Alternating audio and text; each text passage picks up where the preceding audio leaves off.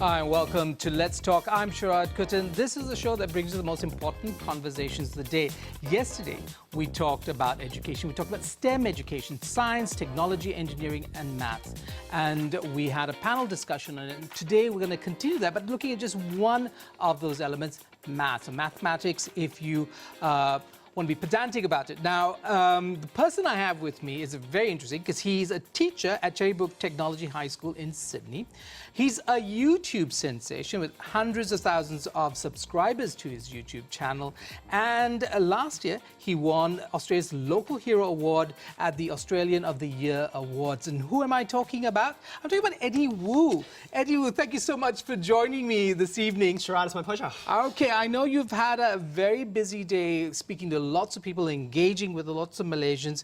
But tell us about that a bit of you, since let's get to know you a little. I know your parents moved from Malaysia to Australia sometime in the 80s, sorry, in the 70s. You were born in the 80s. Correct. That makes you extraordinarily young, somebody so successful. In fact, March last year, you were named as a top 10 finalist of the Global Teacher Prize. Now, that's the reason you're on the show, because in our focus on education, we know that teachers are extraordinarily important. Now, tell us, and TEDx, I believe you did a little talk on spiel on TEDx, and you explained some of this. But for people who didn't see that, tell us about your journey, a journey that took you from the love of English literature and history into math. I'm definitely not what you would expect as a stereotypical mathematics teacher, even though perhaps on paper, you know, by my appearance, you might jump to a quick conclusion. But when I was in high school, it was the humanities that I always loved the most. I was an avid reader. I chalk that down partly to the fact that I'm the youngest of 3 children. My brother and sister are quite close in age, and then after a while, there was me. And my brother and sister could... You were an afterthought? Maybe. Yeah, that's the way I viewed myself, to be honest. My brother and sister could always do very similar things. They could go and watch the same movies, they could engage in the same sports, and I was always too small, too uncoordinated. And so, in many ways, I turned to books as something which I could enjoy and I could do on my own. And so, history and English and subjects like that, which really lean towards those reading skills, that's where I was most naturally at home, at least to begin with. Okay, so this is a really interesting setup, because then there's this move into mathematics in the field because you wanted to be a teacher, and you wanted to be a teacher of English literature and history. Now, that framework, before we get to the maths issue, being somebody who loves books and you know, stories and such, did that shape the way that you are? Because you clearly become a communicator. And that is, I think, one of the chief characteristics of who you are as a person today. How does that, because it seems to me we often talk about STEM education and STEM subjects as kind of apart from history, which is now devalued, and English and literature that's also devalued. How do you see that? I do think it's a real shame that unfortunately there's become a bit of a false dichotomy between these different styles of learning, which were always intended to be complementary and to touch on different parts of human knowledge and human understanding. But as a consequence of schools being very, you know, structured, and we have specialists in this subject and that subject, I think we've somewhat lost touch with each other. I mean, I'll give you a classic example. In my school, in the staff room that I sit in, we have all the mathematics teachers gathered in one spot. And then beside them, in a separate area, we have the creative and performing arts teachers. We have the musicians, the dancers, the artists. And this section being separate from mathematics, to me, is heartbreaking, because there is so much mathematics in music. When we think about rhythm and melody and harmony, all of that is mathematical. And I could continue that list. The sciences are rich with mathematics. And when we think about history and the understanding of statistics and where history is going today, economics, whenever you dig into something, you can find mathematics there. So I think that's a distraction to think of them as separate things. It's really important for us to recover that unity, in fact. Okay, you've been quite public about how bad you were at math at an early age, right? In fact, you went so far as to say math was not really my thing, but stories, characters, narratives. You said those are things that where you feel most at home. So how did it happen that you found this in math? There was a very circuitous journey that I took to get to mathematics. And as you mentioned before, it really came through my love, or the love that I grew, of education and learning and teaching. I had a great opportunity at high school to engage in lots of extracurricular activities. So I was things like an army cadet. I was what we call a peer support leader in Australia. So as younger students come into the school, I would be one of the students who would mentor them and look after them, help them adjust to the new school environment. And by doing things like that, I realized that I loved interacting with younger children. I loved helping them learn skills that they thought were impossible for them to reach otherwise. As an army cadet, we'd do simple things like how to pitch a tent, or how to navigate your way through the mountainside. Things that are very intimidating for young children, but with the right support and guidance, they can learn these skills. That's what set me on the path to becoming a teacher. And when I got to university, I realized that there was a huge need in mathematics, a huge shortage. I understand one that's not that dissimilar to here in Malaysia. And because my love of teaching came from making an impact on the lives of young people, it wasn't my particular love for a discipline over another one. I realized if there's a need here, if there's a shortage, if there's somewhere I can supply a useful service, then mathematics is the place to go. Okay, you know, you make a joke about the stereotype of the Asian Australian or somebody of Asian descent, right, getting into math. But getting into teaching would be something that I think here, where there are a lot of people who don't think teaching is a career path to success. They often think of teaching as lowly paid, with long hours, and very repetitive. What would be your plug for the teaching profession? I mean, why should somebody who's bright and articulate and full of passion like yourself, or anyone, get into teaching?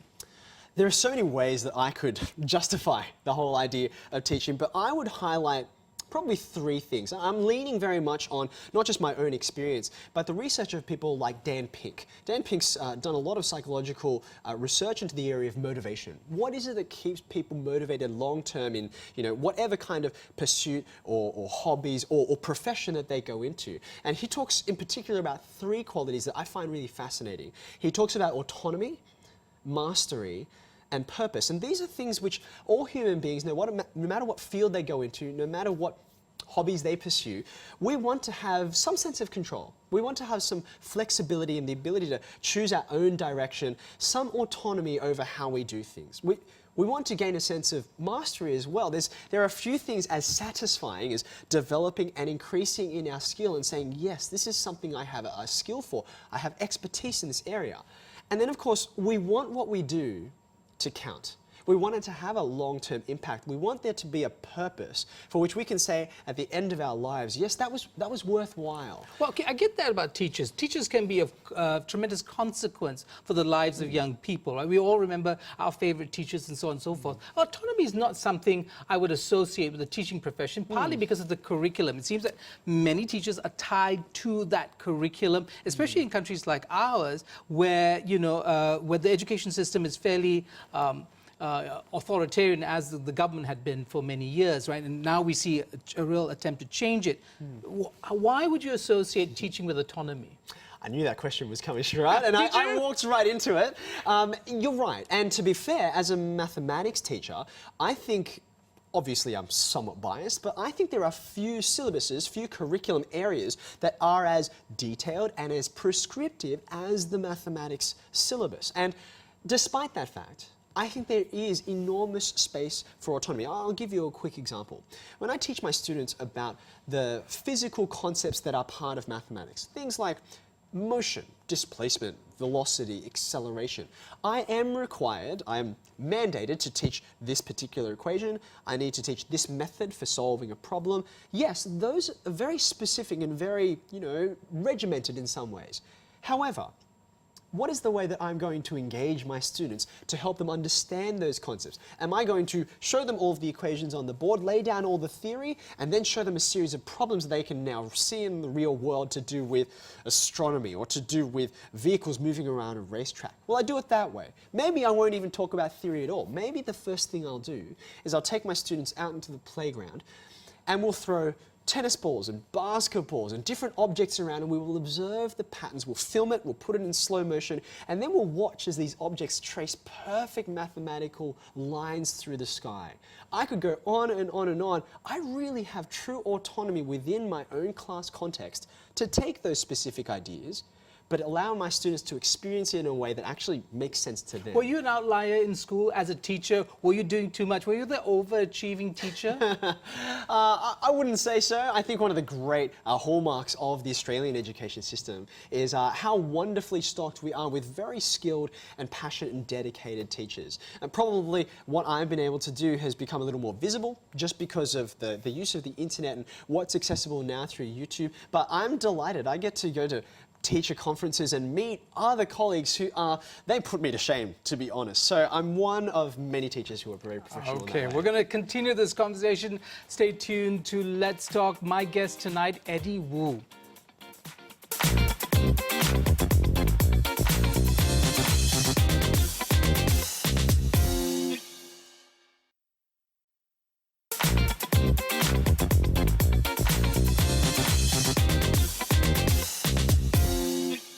I'm a teacher because I find joy in seeing children grow, opening their eyes to the world around them, and helping them find their unique place in it. I film my lessons every day so that no matter who you are or where you live, you can access the world of mathematics and learn from it. And mathematics, I love teaching it. It's amazing because it's woven into every part of our lives. From the algorithms that make modern technology work to the beautiful spiral of seeds in a sunflower. Embracing mathematics is a way to help us appreciate and understand the world in a deeper and richer way than any of us could ever have imagined. Welcome back to Let's Talk. I'm Sharaad Kuttan. My guest tonight, Eddie Wu, Australia's leading mathematics educator and communicator. And you know, that video we saw just now, perfect example of the kind of things that you do. I want to ask you about the schools that we left the conversation just now on schools, and you said Australian schools are places where people go, teachers who choose that as their vocation, inspired to help their young people. But it seems like a lot of us went through school, whether in Malaysia or elsewhere, with a rather negative view of maths in particular. Right? We all felt we were not good enough for it, and we were failing it and such. Is it because of what the schools are doing that mathematics is taught in a way that actually puts young people off? Sharaad, I think you really touch on a nerve there, because when a lot of people meet me and they find out I'm a mathematics teacher, I generally get one of two responses. Every now and then, I have someone who says, oh, that's great, I'm an engineer, I'm an actuary, I loved mathematics when I was at school. That happens about 1 in every 100 times that I meet people. The other 99, I do find people who are very, very quick to say, oh, they don't just say I hated mathematics, they say I hate mathematics, present tense. And as we talk and as we converse and I explain what it is that I think mathematics is, if I have enough time to have a chat with them, they often leave the conversation realizing that it's not mathematics that they hated. It was actually the way that they learned it, which was negative, which was inaccessible, and it alienated them, in fact, from a subject which they can embrace, and they realize sometimes, much later than they wanted to, that this is something they missed out on at school. Okay, before we get to the students, I just want to know, if you could turn somebody like me around, could you, and then I was very inspired by your TED Talk, by the way, the idea that math is all around us. Could you make adults have left school, a long time ago, love math again, see it as something that they could be fascinated by? I'd like to say that I'll try. I mean, for me, I think that mathematics is something which I know from my own journey, something that cannot be appreciated early on, but in fact can be slowly developed. I'd compare it a little bit to developing a taste for a certain food. You know, when I was little, I was a really fussy eater. I caused enormous problems for my mum. I just said, I don't want to eat that, I don't want to eat that. Today, I only eat blue food. You know, I was really difficult to work for and to provide food for. But then, as I grew and as I matured and as I deliberately gave myself opportunities to try new and different things, I was able to expand my palate. And of course, I've benefited from that more diverse willingness to eat food. Now, with mathematics, I think that the same is true. I made this comparison to food. Let me make this comparison to music. Most people would say, yeah, I enjoy music, I enjoy a particular kind of music, but if all you ever experienced was one style, maybe it was just classical, maybe it was just pop, or maybe it was dubstep, whichever one it was, if that was the only one that people ever heard out in the world, you wouldn't be surprised that most people would say, actually, I don't like that. Classical music, not my thing, just for a very small subset of the population. But if what we can do is actually show the diversity of musical flavors that are out there, you'll eventually find your pocket, and it's the same with maths. If there's someone who's very interested in the legal system, in justice, you know, mathematics is in there. Did you realize? I learned this actually not that long ago myself, that in the judicial system, when we determine, okay, someone perhaps is guilty, we need to determine what will be the length of their sentence. We have mathematical algorithms designed to help us be more just, more fair, unbiased, to help us make those decisions and be fair and equitable and create a system that produces a just society. There's mathematics in the legal system. Right, and that would be a new invention, right? Or I guess you'd rely on the judge who would have precedent, who would remember how sentencing was meted out in the earlier practice. Okay, let's go back to the school, and what is it the schools are doing wrong when it comes to math? What is it they're not telling either the teachers or the students that's turning this into a rather torturous experience for young people? There's a few things I could point to. I mean, amidst all of the great work that is happening in many schools, we insist on focusing in many places still on a process-focused view of mathematics. Well, what does this look like? I'll say, Sharaad, we're going to learn the quadratic formula today, okay? I want you to memorize x equals minus b plus or minus the square root of b. I can already see you starting to glaze over, okay? Try surds. I hated sure, surds. Right? So I'm going to give you this formula, and I'm going to expect you to be able to perform, put the numbers in, get a number out. You might say, why am I doing this? I'm going to say, Sharaad, don't ask me why, just do it. That's what matters. In the exam, you don't need to tell me why. You need to be able to answer the question. And in fact, by doing that, sadly, we actually short-circuit our students' ability to develop that purpose part of motivation. Are we surprised that they are unmotivated when they have no reason to actually engage with these very difficult abstract ideas? If instead I said to you, you know what we're trying to do here is solve problems that matter financially, that matter in terms of perhaps you love sports, in trying to work out where am I going to hit this golf swing or where am I going to kick this ball. I'm trying to solve a problem that matters to you, and I can use this particular method to do it. Now you have a purpose for it. That, I see, is something that's missing in many schools. Right, okay, but we learned to count more than just using our fingers and toes and such, right? I mean, math, there's a level of abstraction in math, isn't it? I mean, is that a skill too? I mean, if everything is applied in terms of, you know, daily activities, are you missing out on some other dimension of math? Right, so one of the strengths of mathematics, but it ends up being also a two-edged sword. There's a danger to it, which I'll explain in a second. One of the strengths of mathematics is that it applies to a completely broad range of things. You know, if you have a look at a shape like, I was talking about the quadratic formula before. This describes shapes we call parabolas. If you look at a fountain and you see the water arcing up through the air, it stops just at the top and then it comes down in this perfectly symmetrical shape. This is a parabola. Now, this is not the only place you find parabolas. If there's a comet that's approaching the sun and it whips around and we just see it from Earth for a little while and then it turns around and off it heads back into space again. Surprise, surprise, the same shape is traced out. And I could go on and on and on. The whole point of abstraction, saying instead of a fountain or instead of a comet, instead, I say x squared, and I leave you all these symbols which don't necessarily have a specific meaning. The point is to say these could be anything. They might not be these objects, they might be money, they might be electrical signals. But the problem is, sometimes we forget to actually connect it to a context. And we must do that so our students appreciate what's the meaning of all this, why do we do it? One of the things that you do say in your speech on TEDx is that in doing math, you're involved in a creative process, something that I don't think people associate with math. How is it creative? What I want to seek to do here is to broaden what our sense of creativity is. In mathematics, I'll give you an example. We want to prove that things are true. It's really important to us that we can use logic, and we can use reasoning, and we can actually come to a point where we convince ourselves, not only is this maybe true, I can be rock solid true. I can send human beings into space and be so confident mathematically that they are going to go on exactly the trajectory to land on this moon and then come back safely.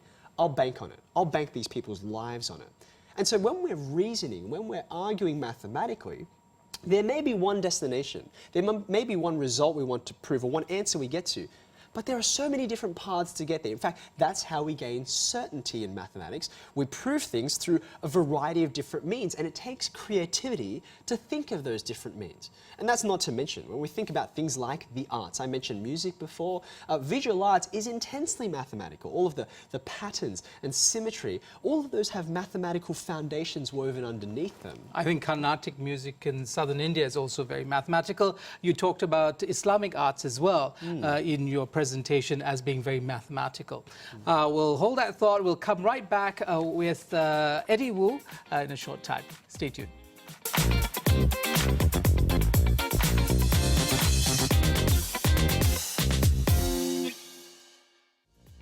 Welcome back to Let's Talk. I'm Sharaad Kuttan. With me, Eddie Wu. He's Australia's leading mathematics educator, communicator, YouTuber. I don't know if there's anybody bigger on YouTube in math than you in Australia. You have some 200 or so thousand followers. I can't get the number. I don't keep track. You don't keep track. You don't keep track. Okay. What you do make an argument for is a new way of thinking about mathematics. You call it a sense. Mathematical thinking is a sense. Explain that to me. So I don't mean this in a literal sense. It's a metaphor for me, but it's an incredibly powerful metaphor. And the reason why I like to describe it in this way is because there's a very traditional view of what mathematical skill is, and that's what educators often call a fixed mindset. And the fixed mindset is, you know what, Sharaad, some people are just born with mathematical brains, and some people don't. And for the normal people who don't, we just sort of throw our hands up and we're helpless. Sorry, it's just not something I can do. Now, there are clear problems with that. We once upon a time could plead ignorance about what was happening physiologically in the brain, and we could pretend, yeah, there is such a thing as a maths brain. It's actually different in its structure. But now we know better. We have functional magnetic resonance imaging machines that these fMRIs look inside the brain as people are engaged in mathematics. There's no structural difference between people who are great at maths and people who are not. Now, in opposition to the idea of fixed mindset, there's this sort of other end of the extreme, a sort of a fluid mindset where it's almost like the brain is completely plastic. I can change it to be whatever I want. Anyone can be Einstein. Anyone can be Rachmaninoff and can do whatever they want with their brain, almost like a Disney movie. If Sharaad, you'll only believe. Now, those are very extreme, right? If I get trained. And so what is that? Right. Yeah, what is that extreme taking you to? Now, that extreme, I think, it ends up, while it has some great strengths, because what it does say is, you know what, as opposed to this fixed idea, you can develop this mathematical skill. And I think that is demonstrably true. If you have a child and you help them and you provide support and you also assist them to regularly practice, surprise, surprise, they do develop mathematical skill that they didn't have before. So there is evidence to support that idea as a whole. But the problem is, you put this burden, you place this impossible expectation on students who perhaps may have a natural flair and an enjoyment in other areas, and you say, no, no, no, but I expect you to be this. And so the reason why I love the idea, the metaphor of mathematics as a sense, is because it marries up these two ideas in a way that I hope does justice to what we are as human beings. Number one, it's true, there are some parts of us where there's a fixed idea of, I have great senses when it comes to taste, and I have terrible senses when it comes to eyes, like it looks like you share with me, Sharaad. I actually... Only knowledge, only knowledge. Okay, there you You're go. too young to have my problem. Okay. I have a short-sighted eye and a long-sighted eye. It's very, very confusing. But while I have fixed limitations, physical limitations on my vision, that doesn't mean I can't actually refine my senses. And I talked about my taste buds before. Those taste buds have changed over time.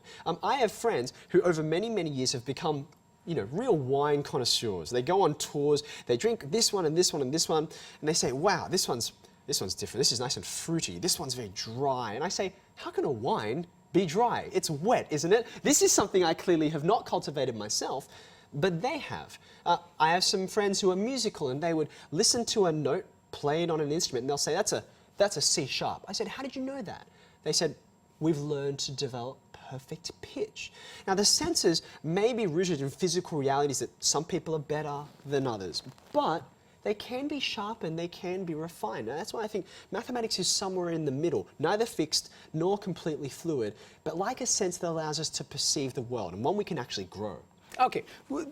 Some people might say, well, actually, what math is a skill, right? It's about counting and, counting fast. And I remember in school being taught, having to memorize the times table, right? So you'd have to memorize, and I'm terrified because I always got it wrong. And the thing is it a skill? I mean, should we think of it as a skill that's necessary in later life and, applied to other fields and so on and so forth? I think that mathematics is a skill the same way that journalism is spelling. Clearly, it helps to be an accurate speller if you want to be an effective and respected journalist like you are, but that's clearly one narrow part of the broader skill set that we would say journalism is. We want our students to be good at arithmetic. We want them to be able to, manipulate algebra without thinking too hard about it because it comes naturally to them, because they're fluent in it like a language. But that's just one small part of mathematical knowledge and growth. I mean, we want students also to be able to communicate their thinking, to reason, to be able to problem solve and meet a problem they've never encountered before, but still solve it. And that's more than just a skill. Okay, so you talk about patterns, relationships, logical connections as that part of that skill set, right? Or that sense. What is it about patterns that is mathematical? So we live in a patterned universe. I mean, one of the things that I am is obsessed with words and where they come from. And I didn't know this until recently, but cosmos, a synonym, we say the universe is the cosmos, but actually cosmos means orderly and patterned. And the opposite of cosmos is chaos, which is disorderly and random. Now, when we live in a universe that is patterned, in which, even when there are not patterns, human beings have been looking out at the night sky and all these stars, and we see constellations. But every culture in the world sees different constellations to the rest because we find different patterns in this sea of basically randomness. And we are wired to see patterns, and whether they are natural ones, when we look out at a rainbow, when we say, rainbows, they're perfectly round. Why? There's a pattern there that's from the natural world, and there are patterns we create. I really enjoyed today. I actually got to go up to the Petronas Towers. I got right up onto the observation deck and just marveling at the geometry of this city. Clearly, the architecture and the design is hugely mathematical. And so whether it's the natural world or the created world, the constructed world, mathematics is everywhere, and it's always hard to avoid. Okay, let's bring us back to the conversation we were having earlier about your background in literature and history. And it seems that there's a hierarchy of knowledge, at least in the minds of people, and that math occupies part of the pinnacle, close to the pinnacle of that, and something like history for some people unimportant. As a teacher, from a pedagogical point of view, do you think that's mistaken? I mean, how do we locate these different knowledge and skill sets, against each other? I think coming back to that metaphor of senses actually will be really helpful here, because we have the 5 classical senses of seeing, hearing, smelling, tasting and touching. And we know that these all are in fact complementary. I don't think anyone would say, even though of course we are very much visual creatures and huge parts of the brain are devoted just to seeing, if seeing was the only sense we had, if we prized that among over and against every other sense, what a narrow and impoverished view and experience of the world we would have. And so for me, I think it's really about having a rich view and experience, a diverse experience of the world. There are things that we cannot prove mathematically. We can only know them, for example, personally. We can only know them through culture. And so mathematics is a very powerful set of tools, but it has to be used in concert, in a complementary fashion with the other fields. Okay, so would you say that the education system that says, let's emphasize STEM education, science, technology, engineering, mathematics, is mistaken? Sir Ken Robinson is a wonderful voice for educators, and I think one of the things which he points out very clearly is how when we put an emphasis on, for example, those particular disciplines that allow us to solve practical problems out in the world, if we do that at the expense of some of our creative pursuits, then in fact we shortchange ourselves. if we want to, as we were saying before, solve the problems out in the world today, we actually need all of those creative skills. Those who do not learn history are doomed to repeat it. And no matter how fancy our formulas may be, if we do not become wise to what we've done before and what has gone wrong before, then we are looking forward to recreating that history, whether it was good or bad. So I think it is a mistake to say one area of knowledge is more important than all of the rest. I think it's that unity that's much more important and needs to be valued. Okay, thank you very much. I'm speaking to Eddie Wu, Australia's leading mathematics educator and communicator. We'll be back. Stay tuned.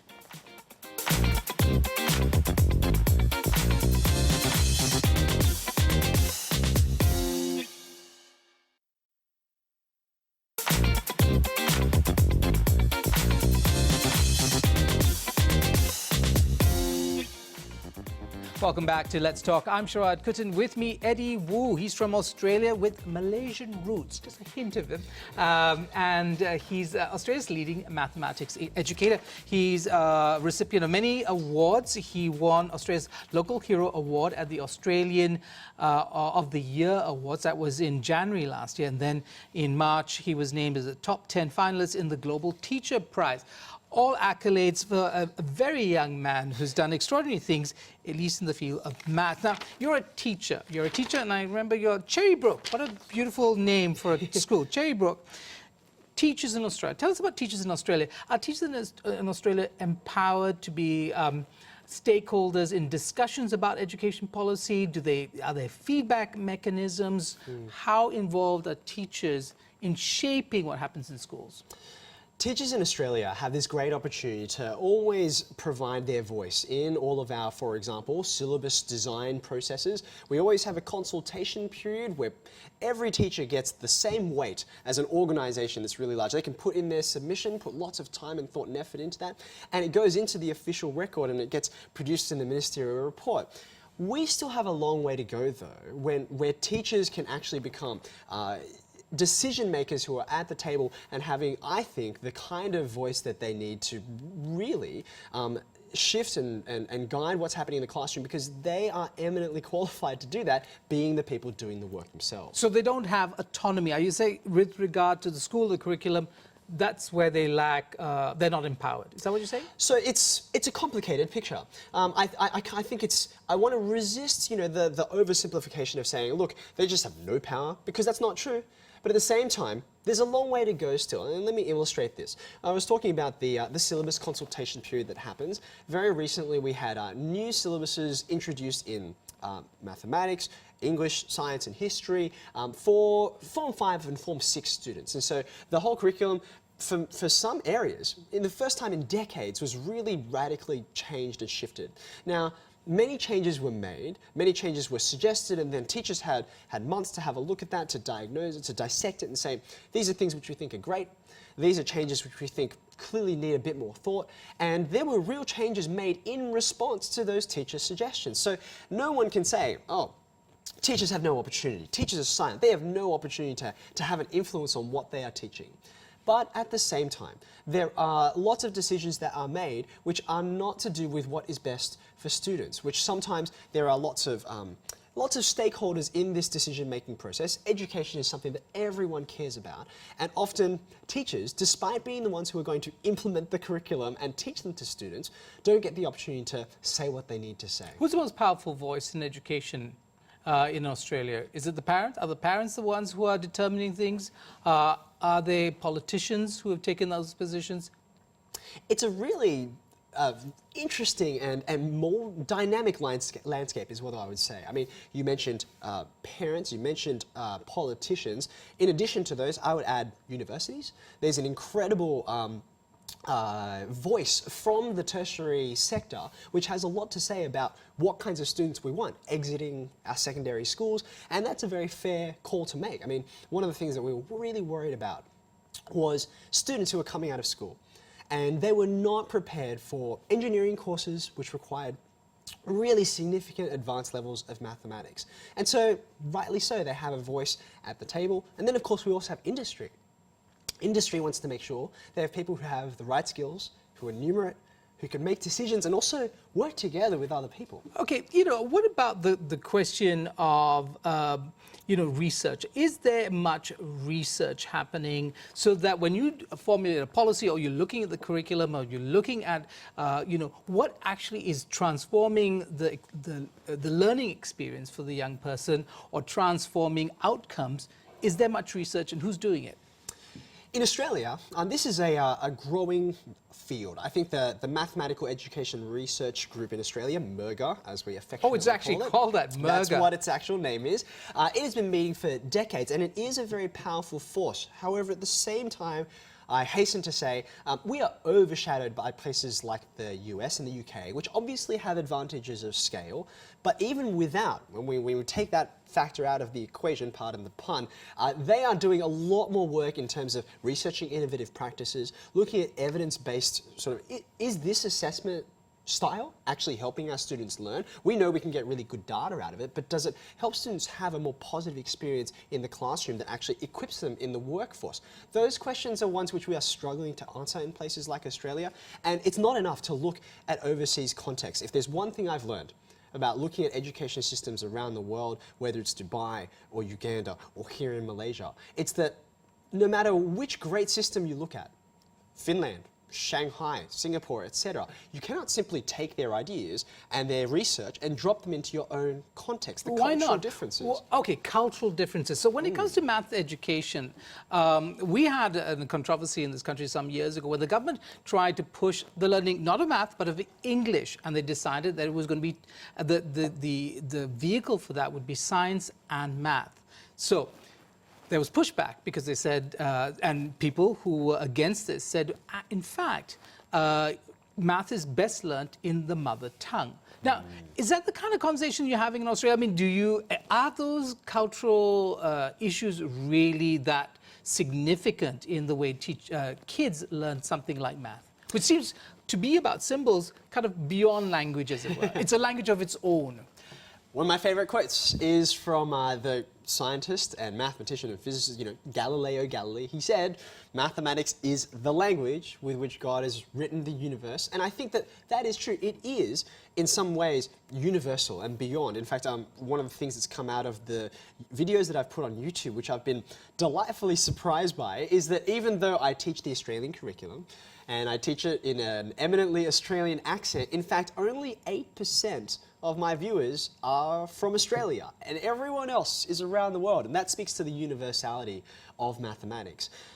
But coming to the question of culture, I mean, for me, I mean culture in a very broad sense. You asked before about the idea of, what language do we deliver mathematics in? In Australia, that specific question is not being asked, but that's because, and this is what I mean by cultural difference. If we look at a place like Australia and compare it to, say, Finland. Finland, of course, because of its results in global assessments like PISA and TIMSS, has gained, rightfully, a lot of attention, but a lot of people don't notice the fact that Finland is a trilingual country. Almost every person speaks 3 languages, not that dissimilar to here, but for different reasons. Europe, of course, is its own environment. Australia, by contrast, is essentially a single language system. Now, that's actually really important.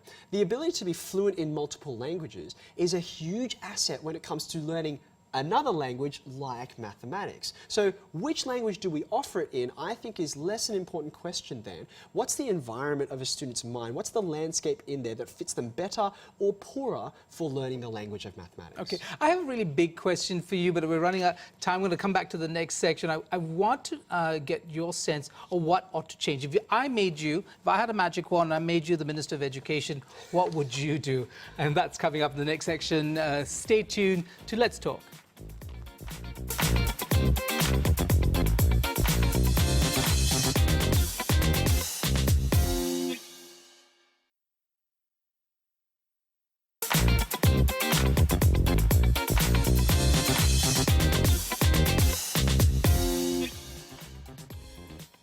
Welcome back to Let's Talk. I'm Sharaad Kuttan. With me, Eddie Wu, Australia's leading mathematics educator, communicator.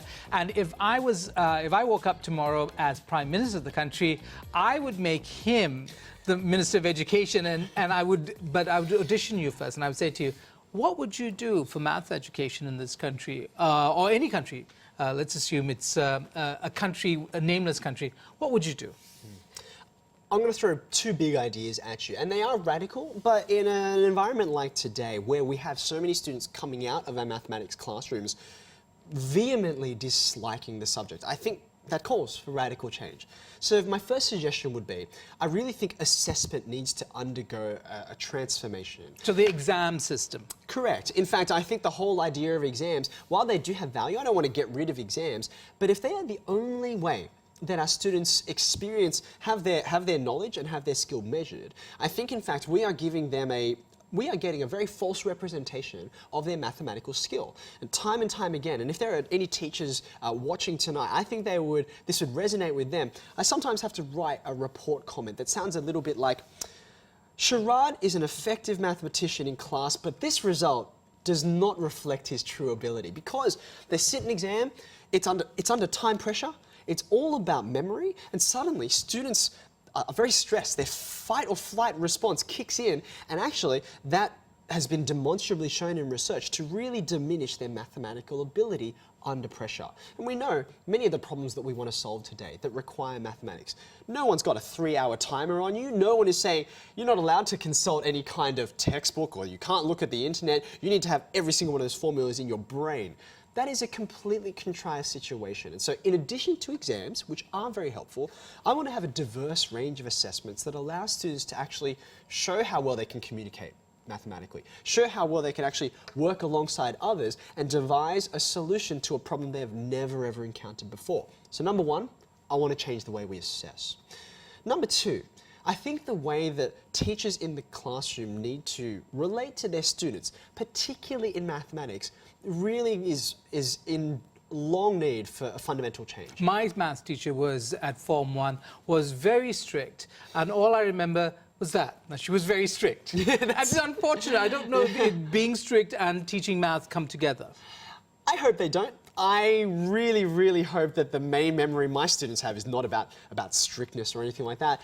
And that memory, I think, is telling. Okay, so what would you do for the teacher and in that classroom situation? What is it that you would want from them? So, I mean, you commented, it's not just about Malaysia or Australia or a broader context. I think that something that is true in every culture around the world is that teaching is something which happens by way of relationship. It's by way of rapport. If I don't have a good, solid connection with a student, if I don't know what matters to them, what makes them tick, if they don't know a bit about me and my personality, it's actually very difficult for genuine learning to happen.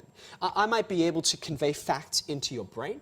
I may be able to show you a skill and you can mechanically follow it, but real learning that will stay with you for the rest of your life, that is very difficult to create without a strong personal relationship. So what I want teachers to be able to have, and they need to be provided with the support to do this. It's not their fault now. They are very busy, distracted, time-poor professionals. And so developing this new skill is often the last thing on their mind. But we need to develop the idea of communication within the classroom, listening skills and questioning skills. I mean, we spend a lot of time on developing technology, and I think that's great, central to the innovative way to teach mathematics. But if you took every computer out of my classroom, every scientific calculator out of my classroom, an entire school, and instead you taught those teachers to be really effective and incisive questioners. This is as ancient as Socrates.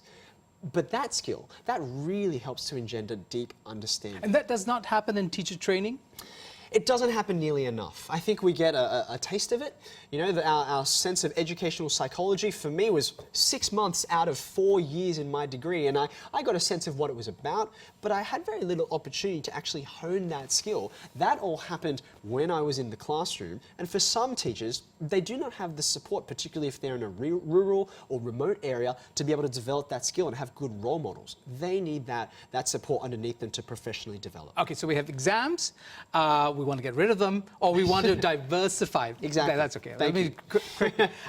And then we have teachers. We want to empower them to be the best kind of teacher to deliver the subject. What else would you do? Okay. Minister of Education. Remember, your time's running out, and and your job's on the line. Okay, I'll go for the biggest one last. Really, what's going to change the way that education works, not just in Malaysia or Australia, but around the world, is that the status and regard of teachers has to be completely flipped on its head. I mean, you stated right at the beginning of the show that teaching is a profession that is highly denigrated around the world, and this is tragic. I mean, in a country that offers compulsory education, for which so many students go through school, I think that's a wonderful thing. I think education is a human right. But an unfortunate side effect is that many people feel like, I went to school, I know how to be a teacher, I'm an expert at this because I was there and I had my own experience. Now, part of that is true, but a part of that is gravely mistaken. Educational professionals need to be held in high regard. And of course, I would say that as a teacher, but when we don't do that, when we have a society in which who do we bring into the teaching profession? People who struggled and couldn't accomplish in other areas, so they came to this as a matter of second or third or last resort. Then we cannot be surprised by that lack of investment in the next generation, that we as a society don't pay for that. We don't want to have those consequences of teachers who aren't supported, who aren't passionate and dedicated and academically capable. We don't want to face the consequences of lacking those people in the profession. So if we want to change that, we need to change the status and regard of teachers. Okay, I'm not sure if it's entirely in the power of governments to do that, because this is about society, isn't it? True. And also what societies measure success. If it's the paycheck at the end of the month, teachers aren't being paid very well, then of course society tends to value them less. But things have changed. My mother was a teacher. She taught English and literature, and I'm very glad that she did. It's made me a better person for it. Now, in the remaining minutes that we have, Eddie, I do want to ask you this, and it's a question about teaching as well. You have a class and you have a wonderful, an exciting time and experience with them, and the kids move on. As a teacher, where is the possibility for personal growth? What does it mean for a teacher to grow in their profession so that it's not repetitive? It's not just, new faces, same old curriculum. I want to relay a story to you, Sharaad, that I think perfectly captures how positive we can be about this particular question you ask. When I started my teaching career, I think it was the first week, I came through 5 days of teaching and I was exhausted. Every day I got home at 5 p.m. and I just hit the bed, and I sort of got up in a fog at 11 at night, and I thought, what day is it? I was exhausted, and I met a friend on the weekend, and he said to me, hey, how's your first week of work? And I said, I am exhausted, but I'm so satisfied and delighted by the opportunity I have to make a difference in the lives of young people. And this friend of mine, this is years ago now, he looked at me straight in the eye and said, I give you 6 weeks. 6 weeks, and then I think you're going to be my grizzled, old, tired, cynical teacher, and you're going to say, full-time work is terrible. Now, here I am more than 11 years later, and every day I feel like I discover new things, new reasons, new ways to grow into this profession, and new things that surprise and delight me. Now, how do we do this? I think there's at least 2 big ways. Number one, when we teach an old concept, I mean, mathematics is an ancient art, but we can constantly teach it in new ways. I mean, one of the things that I've fallen into is that by videoing my lessons and putting them online, when I come back to teach a concept that I've taught before, I have a real motivation to say, I want another way to teach this. I want a new way. Because you're like a stand-up comic, can't do the same jokes every time. Yeah, that's exactly right. It's kind of like, they'll say to me, you've done this before, I've watched that video, I want a new experience. And I also myself do not want to become bored. Mathematics is a rich subject. You can look at it from so many different angles. I like to compare mathematics topics to diamonds. Every time you look at a different perspective, you get a whole new spectrum of colours, if you're willing to change your perspective. Right, so that's your personal curiosity about the subject that you're delivering to the kids. Final minutes that we have, what would be the next thing that you say to teachers? The next thing is to continue growing in your journey as an educator. I mean, one of the things that I've been delightfully surprised by is how much joy and satisfaction I've gained from not working directly with children, but being able to support other teachers in their work with children and realizing I can have a broader impact. I'm now old enough, when I look at some of the young teachers who are coming into the profession, I think, hold on, I'm old enough to be your teacher. You guys are just kids. I'm now already the next generation. And so I have a responsibility to share the great lessons and mentorships that were given to me and to pass that on. And that's a way to continue developing and growing and rising through this education profession. There are so many opportunities for growth. Okay, wonderful. And because you have a book, it's Wu's A Wonderful World of Maths. Excuse the alliteration, but I wanted to ask you, is there a movie deal coming up? Can you try? Look, at the A documentary, perhaps, on Netflix? Potentially. There might maybe a Netflix original series. Is Netflix paying attention? Maybe. Yeah. There is a TV series that we produced on children's TV in Australia that is all about developing an understanding of financial literacy, using mathematical skills in a concrete context. I don't think Hollywood's buying yet, but who knows? Who knows? Thank you so much. Eddie Wu. Eddie Wu, who was named top 10 finalist in the Global Teacher Prize, also the recipient of Australia's Local Hero Award at the Australian of the Year Awards.